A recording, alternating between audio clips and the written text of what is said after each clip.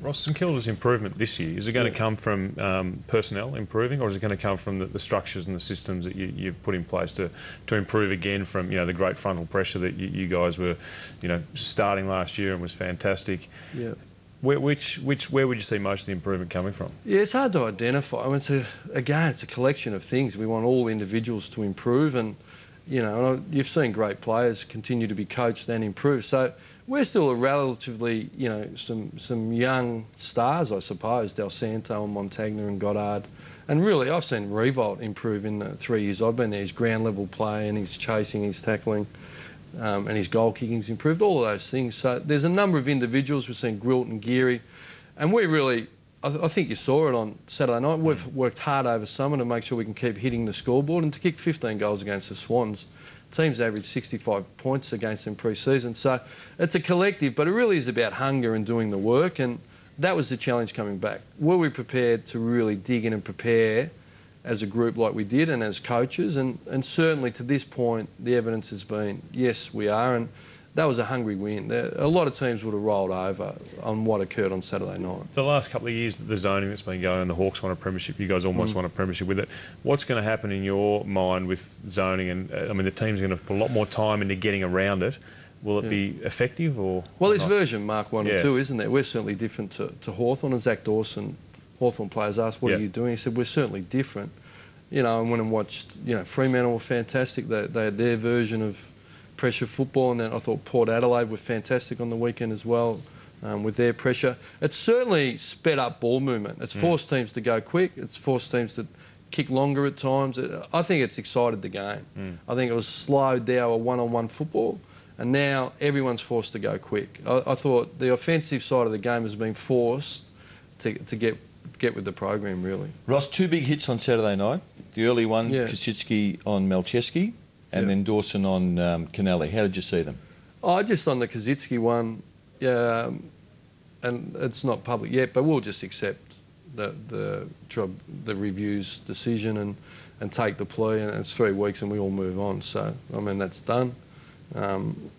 Certainly, and what was the last one? Dawson on Kennelly. Yeah, it's really interesting. The last game, 2008, Clinton Jones running back with the flight 50 metres. I think when you go the wrong way, Clinton Jones got really cleaned up by Matner. He got the free kick and Snyder pinches the handball and we kick a goal. So to me it was no different. Kennelly's running back. When you decide to go against the grain with the flight of the ball, that's why we call it courage. And we all encourage the technique.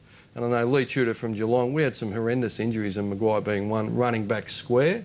So we really educate our players to turn where you can. Obviously Clint Jones couldn't and Ty couldn't, but really turn your back, James really got hurt, that real full-on frontal one. We don't like to see it, but at the end of the day, you go back to the flight like that, you certainly put yourself at risk. Can I ask you about your kick-ins? We're talking about places where you can improve. It seems you've gone backwards in your effectiveness in kick-ins, and even on the weekend... I think everyone has. Yeah, that may be so, but... we kicked 2 goals. Nick Del Santo, I think, is one that is one of the best kicks in the competition, yet he's seeming to struggle. In fact... His last one was a beauty. It was.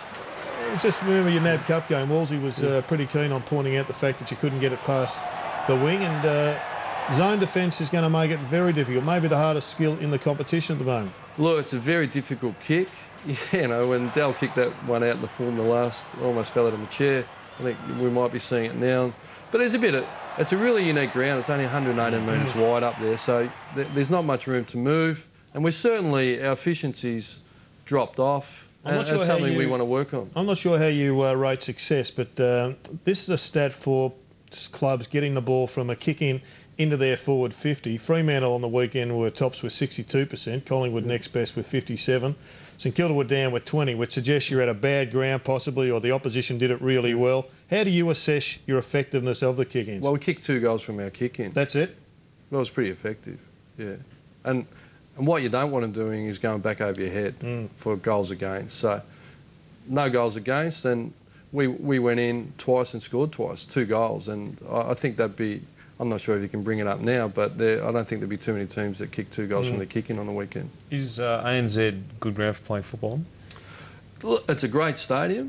The surface, the grass is always longer. I know that after being up there with the rugby league. So it's certainly not cut. It's a longer grass. It's more difficult. It was a bit patchy. But as a stadium and you know, you get a crowd there, it's exciting, you know. So, yeah, the players certainly slipped, but it wasn't something we, as a playing group, were really worried about. It was safe. There was no problem. It wasn't ideal. Interesting matchup, Gwills on Goods.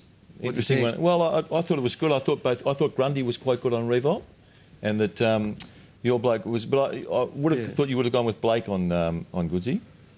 Yeah, James played on him in the NAB Cup and did a really good job, and we knew they'd try and isolate Goodsy a fair bit and take him on, but we really backed in James Gwilt. He's delivered, and look, I think both coaches would say their forwards were good. I thought Revolt was very good in the clutch, and I think they'd say Goodsy. I thought Goodsy had to do some special things to having him, and you know, that's the sort of player he is. Ross, there seems to be a divide in the competition, even in round one.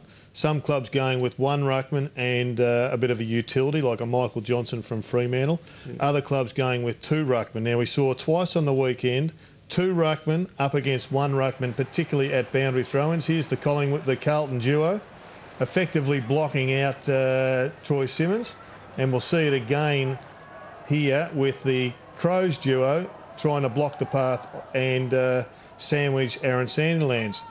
If we're going to play two ruckmen on one ruckman at a throw-in, does one have to be a designated ruckman so the other one just can't block his path? Because that, to me, is a pretty good tactic against the Sandilands.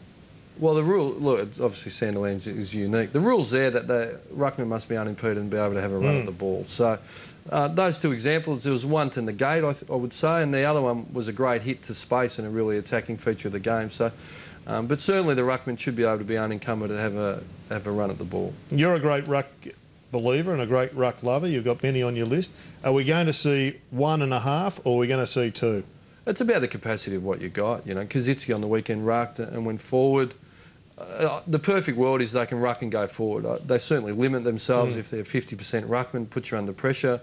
But if they're doing that, they want to be able to get their hand to the ball. If they're not doing that, well, they're going to be under some pressure. Ross, I'm getting the wind-up, unfortunately, because I know Mike's pretty keen to keep going. But, look, thanks for coming in on round one. Long way to go, but we look forward to chatting to you later on in the season. Thanks, Stuart. Thanks, Ross. Cheers. Ross Lyon, our special guest, coach of the Saints. Stay with us, though. We've got to take a look at a new-look Port Adelaide and Freo coming up shortly.